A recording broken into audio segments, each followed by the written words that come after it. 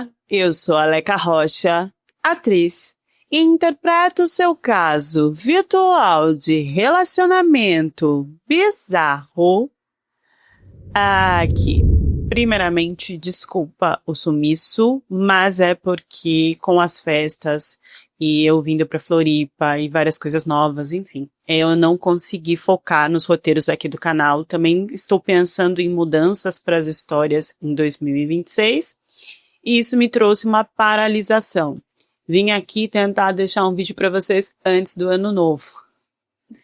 Quem ainda não viu o meu comercial de Natal da Yoki, vou deixar aqui no comentário fixado, que é o primeiro comentário do vídeo. Eu não posso postar aqui no canal porque é de outra marca, então eles podem desmonetizar o meu canal inteiro por causa disso. Então quem quiser é só clicar no link. Também fiz um especial de Natal com a minha enteada, que infelizmente foi bloqueado aqui no canal por direitos autorais, mas tem no canal dela, que é um canal de criança. Eu vou deixar o link também no mesmo comentário fixado para quem quiser assistir, tá bom? O mundo me silenciou por 80 dias. 80 dias que me falavam que era o tempo necessário para germinar dentro desse homem o amor que ele teria de marido por mim. Que eu iria me adaptar como esposa para que ele me aprovasse. 80 dias que eu tinha largado tudo para trás. E não foram só esses dias. Na verdade, isso começou comigo desde pequena. Então foram muito mais do que esses poucos dias, mas acredito que o auge do sofrimento foi aí, logo depois do casamento. Antes disso, eu preciso explicar como que eu conheci ele e por que eu conheci ele. Então, a minha família já era de origem muçulmana. Nós morávamos no Brasil, mas nós tínhamos conexões familiares no Iraque e também em fronteiras de lá. E o meu pai e minha mãe vieram muito cedo para o Brasil. E desde pequena eu já fui ali criada para abdicar de coisas para logo depois ter um marido. Como eu estava no Brasil, então às vezes isso se misturava um pouco com a cultura brasileira. Poucas coisas, né? Por exemplo, o estudo. Meu pai preferia que a minha mãe me ensinasse dentro de casa. Eu não tinha coleguinhas, eu não tinha grandes saídas, a minha roupa ela era controlada. E quando as pessoas perguntavam, né, por que ela tá de hijab? Porque o hijab é algo que se a mulher quer, ela usa. Mas se ela não quiser, ela também pode não usar. E não é por isso que ela deixa de ser muçulmana.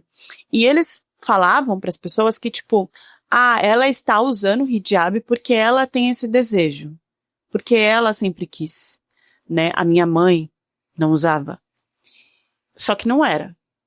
Era uma exigência do meu pai, ali com a minha mãe. Então, eles sempre diziam que que eu tinha o livre-arbítrio, poder de escolha, mas dentro de casa, era eles que direcionavam mais ou menos o que eu tinha que fazer. E foi por isso que eu tentei sair de casa, porque lá para os meus 18, 19 anos, começaram então as conexões com outras famílias e do Iraque também, para que eu tivesse um noivo. Eu tinha o direito de conhecer esse rapaz, sempre online, então tinham conversas entre a família e entre o rapaz, depois que o meu pai aprovasse, mas ele queria que eu escolhesse um daqueles que ele já tinha indicado para que casasse e tal. E eu tive uma grande conexão com esse rapaz do Iraque, que tinha a ver com primos da nossa família, que talvez até uma parte também da herança ficaria junto. O meu pai não me explicou muito o que ele era da família, porque era como se ele fosse adotado. E o Seth, ele era alto, calvo, pálido, os olhos bem profundos, e dizia que tinha esse aspecto de tanto que trabalhava, de noite, e que ele fazia tudo isso pela família dele, que ele ainda iria ter. O objetivo dele era só esse, casar e ter um grande patrimônio para essa família. Meu pai liberou da gente começar a conversar online depois de 2 meses de negociação entre as duas famílias. Nisso, sim, foram abertas as questões de se eu queria ou não conhecer e conversar com o Youssef. Não foi algo que meu pai falou, é esse e pronto, e acabou.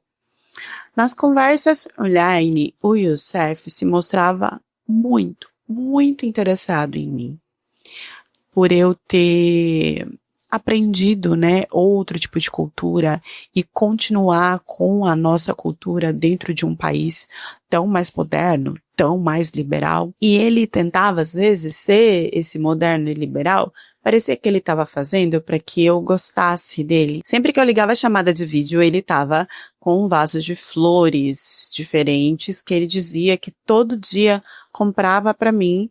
E como não dava para entregar, então ele colocava do lado do vídeo. Ele sempre fazia perguntas que dava a entender que ele estava querendo saber, assim, né? Sabe até onde eu tinha ido na Liberdade do Brasil. Então ele queria saber se eu podia sair de casa sozinha, se eu já tinha ido a festas.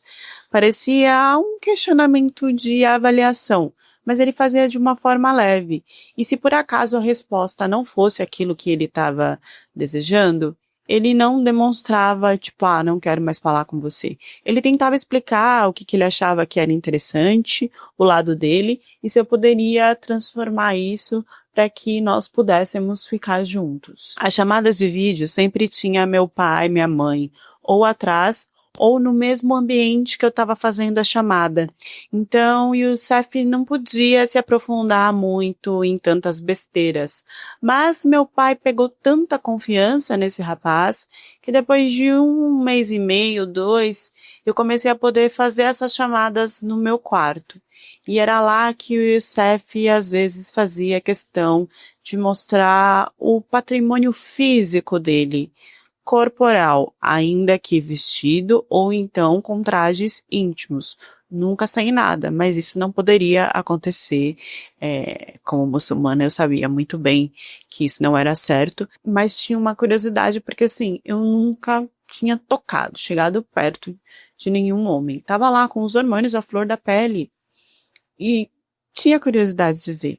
Mas agora, com o meu entendimento, naquela época o que o Youssef mostrava me parecia algo, uau, é isso? Então é assim? Não me mostrava um membro, tá? Ele mostrava com as roupas íntimas. Mas estava sempre murcho. Eu não tinha esse entendimento na época, tá? Tô falando agora. Tava sempre murcho, desanimado, acabado, com sono, né? Desmiuado, desmiúdo, desnutrido. E como eu não tinha outro tipo de referência, para mim era aquilo e acabou. Ele fez isso só umas 2 vezes e disse que tinha feito como teste para saber se eu realmente era pura. Porque se eu assustasse, falasse que não queria e tal, ele ia me entender ali como uma menina séria. E apesar da curiosidade e de ver rápido no flash, foi exatamente o que eu fiz.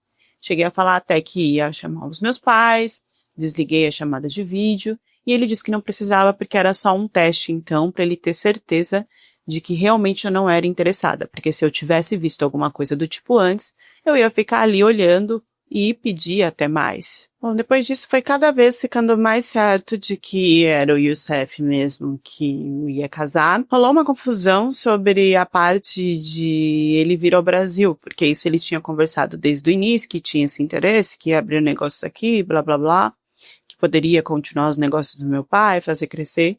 E aí, do nada, quando já estava tudo certo, quando eu já tinha aprovado ele, minha família também, ele veio com um papo de eu ir para o Iraque.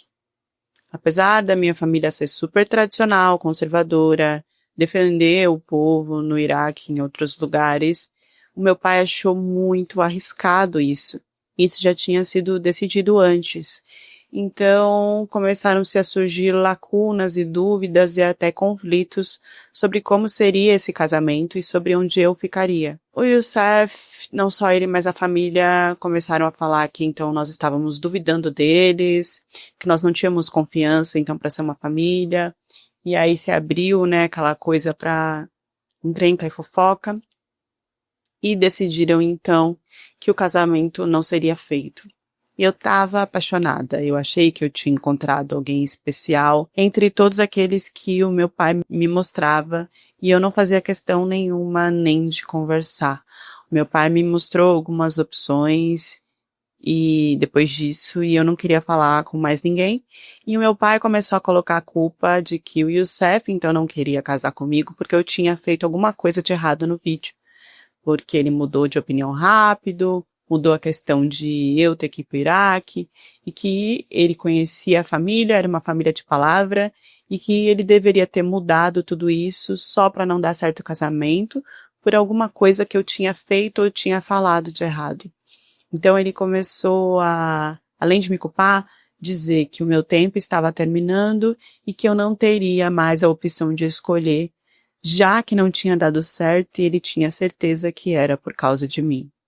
Meu pai começou a ficar mais agressivo, ficar mais incisivo, rígido, não me deixar sair, até o ponto dele escolher o meu próprio marido, sem que eu tivesse aprovado ou não. E eu lembro de ter aceitado, porque para mim, eu estaria livre daquela casa dele, eu teria abertura para viver a minha vida. Lê do engano, né? O cara que ele escolheu era um cara muito mais tradicional e conservador do que ele. E era um cara estranhíssimo, porque nós casamos e nós não tivemos relação. Ele até chegou perto ali da entrada, mas ele não concluiu. Eu não sei que tipo de bloqueio que ele tinha, que ele não conseguia ter relação comigo. Isso era uma das coisas para se provar, né, que se eu era ou não mais pura. E eu comecei a contar para minha mãe o que estava acontecendo. Que além disso, ele me maltratava muito. Muito mais que meu pai, porque meu pai só falava e não me deixava ir para os lugares que eu queria. Mas ele veio com uma coisa mais física, né? Uma força para cima de mim. E começou a fechar a geladeira, eu só poderia comer nos horários que ele queria, para não gastar toda a comida que deveria durar um mês. E se terminasse antes de um mês, ele não iria comprar mais. Apesar de tudo isso, ele achava que ele estava agindo de uma forma certa, então ele deixava eu ter comunicação com a minha mãe. Mas foi um casamento onde eu continuei pura. E que eu vi que não iria para frente, que eu só iria sofrer mais do que na minha própria casa. Então eu comecei a procurar um modo de me divorciar.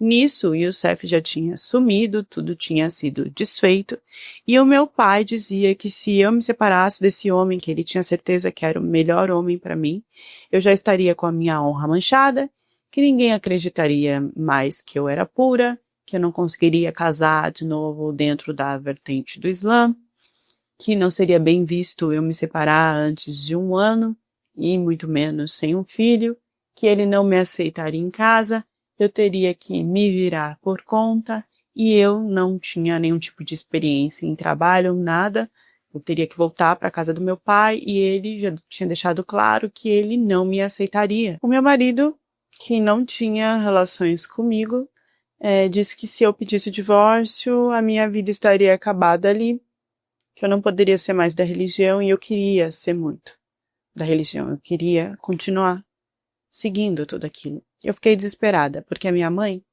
ela silenciava aquilo que o meu pai dizia que era o certo. Então ela dizia que eu tinha que me adaptar a isso.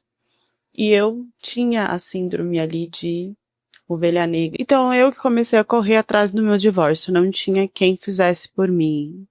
E ele pelo menos deixava que eu fosse na mesquita, que eu contasse o que estava acontecendo. E lá eu tive mais apoio do que na minha família, tá? Eles não achavam certo isso, mesmo que fosse recente. Eu sei que durou mais ou menos 2 anos e meio, até que ele aceitasse que a gente se separasse, porque na verdade ele queria uma mulher para ter de imagem ali que ele tinha a esposa, porque fazer o que tinha que fazer como homem, não. Ele só me maltratava, porque ele colocava a culpa em mim, de que ele não conseguia fazer nada por causa disso. No último ano que eu fiquei casada com ele, o Youssef apareceu e eu voltei a conversar com o Youssef online sem que o meu pai soubesse. Porque como ele viu que meu pai não iria aprovar nada, então o objetivo dele era que eu me iludisse e fosse atrás dele sem que meu pai soubesse. Como meu pai tinha fechado os caminhos de que eu não voltaria para casa, que eu não seria mais aceita, que eu tinha queimado a minha honra, que se eu me divorciasse eu ia ter que me virar sozinha, eu me sentia perdida no mundo, porque na mesquita Eles ajudavam, mas não era 100%. Eles não iam conseguir um lar, alimento e muito mais trabalho, sendo que eu nunca tinha trabalhado, não tinha experiência com nada, tinha estudado em casa. Nem o diploma, né, eu teria lá do primeiro ano, de todos os anos. E o meu pai já fez isso mesmo para que tudo fosse decidido por ele, porque caso eu negasse, sem a parte financeira, eu não poderia fazer nada. Eu fui desabafando muito com o chefe durante tempos e ele disse que teria parado de falar comigo e não tinha aceitado o casamento porque ele não se daria bem com meu pai, porque ele achava que meu pai estava fazendo tudo errado, porque eu não tinha liberdade de escolha e porque ele não gostou, né, das exigências que o meu pai colocou para ele e que eu vi realmente como um absurdo. Ele falou que a gente poderia casar sim, que ele me pagaria o dote. Quando eu contei que eu não tinha sido usada por meu marido, que eu ainda era pura, aí que ele ficou mais interessado, porque ele queria casar com uma mulher pura, mas que eu teria que passar por um exame lá para que comprovasse essa minha pureza.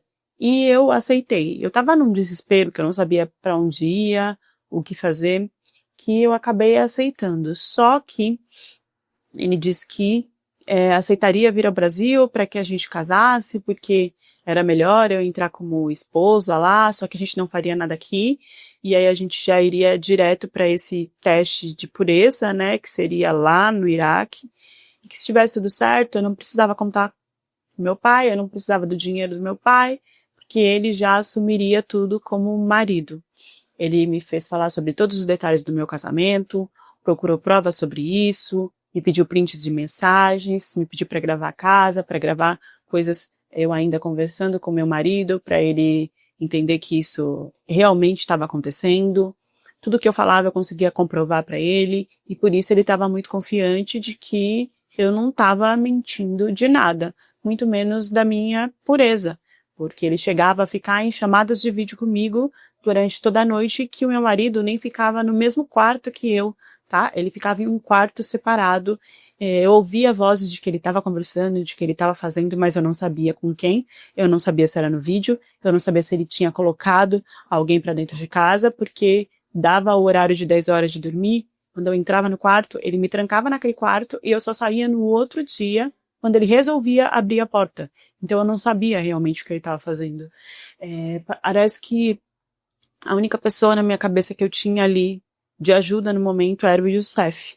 E quando ele disse que pelo meu pai ele não viria ao Brasil, mas por mim ele viria ao Brasil e até casaria aqui para não ter problema quando eu entrasse no Iraque, ficou muito claro que ele só não fez as coisas porque ele sentiu que meu pai era uma má pessoa e naquele momento, por não me ajudarem, nem meu pai e minha mãe, eu acabei concordando com ele com isso. Assim, né, foi. Eu consegui o divórcio, saí da casa dele, o Youssef pagou um lugar para eu ficar, veio me buscar, me levou para o Iraque e não tinha como nada dar errado. Até o momento em que a gente casou. O casamento foi feito com um contrato que eu pude ver o que era, tá? E tinha o dote, que era um valor bem alto. Eu recebi. E tinha ali toda a assistência que eu precisava como mulher, caso fosse me divorciar, caso ele morresse, eu não estava nas mãos da família. Na lua de mel, assim, após o casamento, né, já tinha uma casa no lugar onde a gente ia para ter a concepção. E lá a coisa já começou a ficar estranhíssima, porque quando ele entrou no quarto, ele disse que, quando ele veio, né, para cima de mim, para que a coisa acontecesse, ele disse que a minha pele estava com um cheiro estranho, como se fosse um cheiro de outro homem. Eu disse que isso era impossível, mas eu contei para ele que eu já tinha sido casada, mas que nada tinha acontecido. E ele preferiu casar dessa forma, e é importante falar que antes de casar, eu passei sim pelo teste da pureza, tá? Eles me levaram numa clínica, que era uma clínica simples ali da região da aldeia, e o médico fazia lá, olhava tudo e assinava que eu realmente era pura. Só que, na lua de mel, ele veio, né, pro ato e começou a falar desse cheiro. Eu falei que tinha tomado banho, tinha passado perfume, tinha feito todo um processo, né, de depilação que eles fazem pra ficar como uma boneca de porcelana, aquela coisa toda. E ele falou que tinha alguma coisa errada. Quando ele olhou, né, ali pra minha região, ele falou: mentirosa. Mentirosa. Você não é pura. Eu fiquei assim, que eu não sabia onde enfiar minha cara, envergonhada, porque eu sabia que eu era. E aí eu falei, mas tá aqui, comprovação do médico. Foi por isso que aconteceu o casamento. Esse médico não sabe de nada, esse médico mentiu, ou você deu algum dinheiro pra esse médico, então, pra ele falar isso? E eu, não tem como. Ele simplesmente se vestiu, não fez nada, e falou que no outro dia a gente ia até a capital, que ficava muito longe daquela aldeia onde tinha acontecido o casamento e onde a gente ia morar. Ele queria ir com a família dele para lá, porque lá teriam clínicas mais modernas, tecnológicas, e ele tinha certeza de que esses médicos iriam comprovar de que eu não era uma mulher pura. Eu chorava, eu falava por que ele estava fazendo isso, porque era a única pessoa que eu acreditava, que eu estava com muito medo, então que eu queria falar com a minha família. E ele disse que poderia, que ele até queria falar com a minha família para confirmar tudo isso, né? E aí eu lembro de ter mandado mensagem para os meus pais, porque aí eu não tinha contado para eles o que tinha acontecido. E o que eu recebi foi uma escolha sua. Nós falamos que não íamos te ajudar. E agora você indo para um lugar que nós avisamos que não seria certo você ir, porque não teríamos 100% de segurança sobre você, nós realmente lavamos as nossas mãos. Ele estranhou essa mensagem da minha família, dizendo que como que uma família não iria se preocupar com uma filha pura? Que talvez meu pai já não se preocupasse com tudo, porque sabia que não tinha mais honra sobre mim. E aí eu fiquei apavorada. Ele me olhava assim, ó, dos pés à cabeça, me julgando. O estrangeira que tinha vindo como nossa, ele conquistou uma mulher estrangeira, agora tinha virado a estrangeira aberta, prostituta. Mas eu tava com a minha consciência limpa, porque eu sabia que não tinha acontecido nada. E aí, gente, ele me passou em mais 3 clínicas. Na capital, na fronteira, em outros lugares, durante vários dias. E todos os médicos falavam a mesma coisa, que eu era pura. E ele começou a brigar com os médicos. Ele não aceitava o diagnóstico dos médicos que eu era pura. Ele falava que eu tinha alguma coisa errada, que o médico estava mentindo, que o médico não era experiente, que isso não poderia ser, porque ele tinha visto. E eu já não sabia mais onde enfiar a minha cara, porque a cada procedimento desse, né, eu era vista ali por um homem, de uma forma que eles tinham que tocar ali, né, para sentir o ímã, para ver. E isso é um absurdo, né, vocês sabem que não tem como avaliar dessa forma. Então eu acabei me sentindo assim, sabe, tocada por vários homens, sem que eu quisesse. Voltando para casa, ele disse que não queria saber, que não teria nada comigo, até que ele sentisse que eu realmente era pura. Nisso ele resolveu então, disse que tinha uma ideia, e os olhos dele brilhavam, porque parecia que ia ser alguma coisa ali que traria resposta para ele, que é que ele tinha médicos na família. Que então eu seria avaliada por esses homens da família. Antes disso, ele disse que para eu ficar lá, eu teria que devolver o dote, porque já que eu não era pura, e ele ia comprovar isso, ele não iria desfazer o casamento, mas eu não teria direito ao dote. Nisso, ele começou a levar homens, que ele dizia que era da família, para que me tocasse. É dessa forma mesmo que vocês estão pensando. Se dizia que isso era uma avaliação para ver se eu era pura ou não.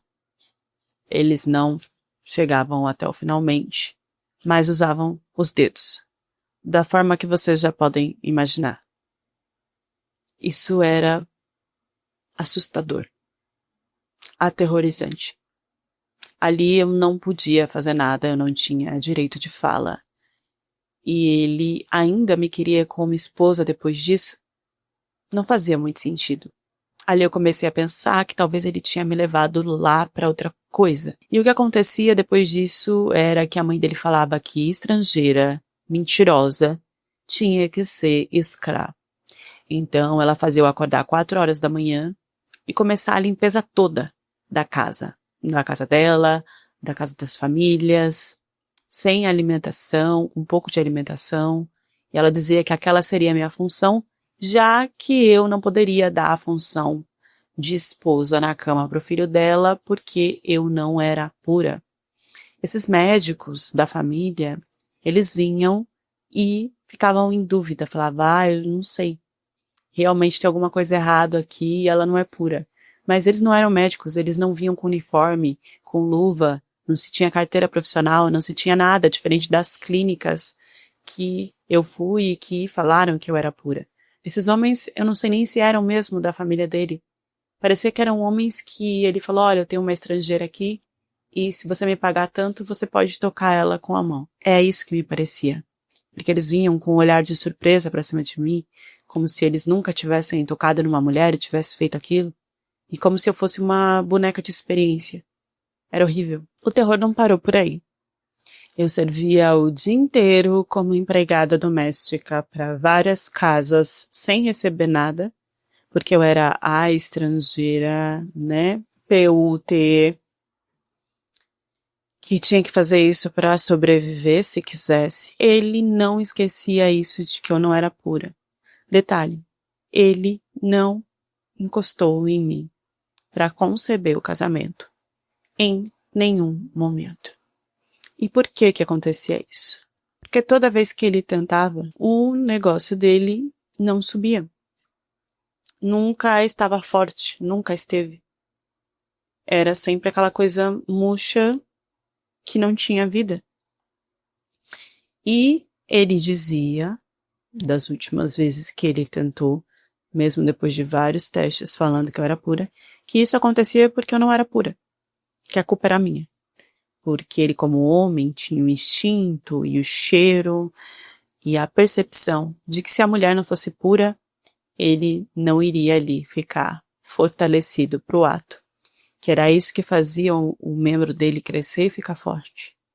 Que se não acontecia, era porque eu não era pura e ele não ia entrar ali em um lugar onde outros homens já teriam experimentado. Além de eu escutar esse absurdo, ele, depois de vários dias me tratando muito mal e exigindo, né, em trazer esses homens para fazer esse tipo de coisa comigo, ele do nada começou com os olhos brilhando assim, sabe? Eu via que ele estava feliz, que ele ia alcançar algum objetivo, que tinha alguma coisa ali, e eu não precisei perguntar.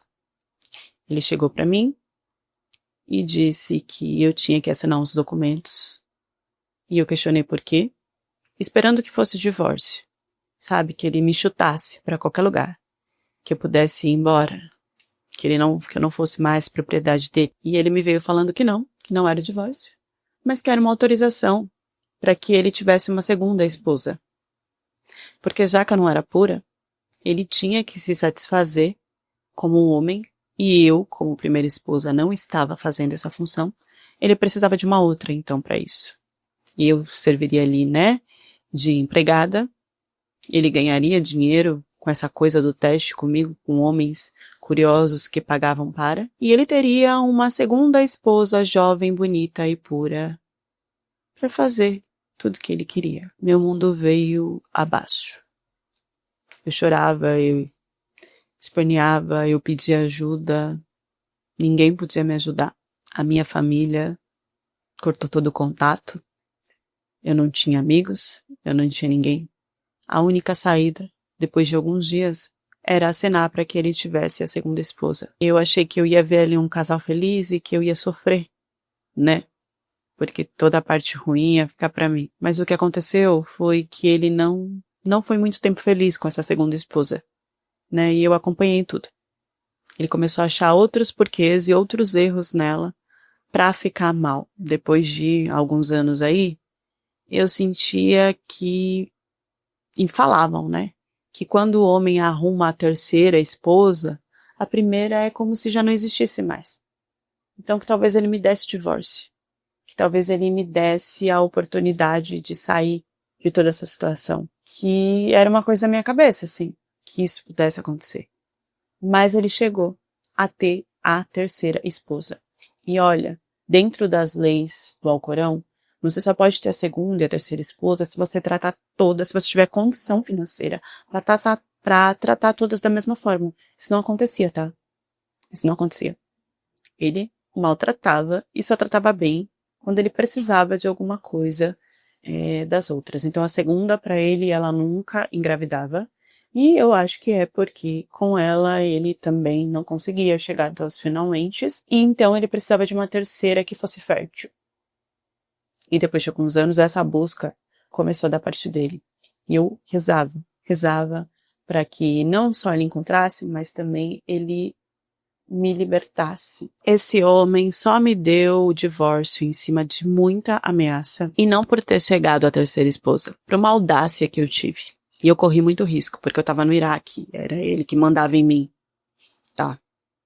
O que eu fiz foi, em um momento, consegui um celular velhinho, que estava meio que jogado lá, ninguém usava, e que eu poderia usar. E que ele não estava nem aí também, porque não podia pedir ajuda pra ninguém, não tinha contato com ninguém. E tentar mandar mensagem pra embaixada, pra esses lugares, eu tentei, tipo assim, não sei se ele apagou, mas eu nunca tive retorno de nada.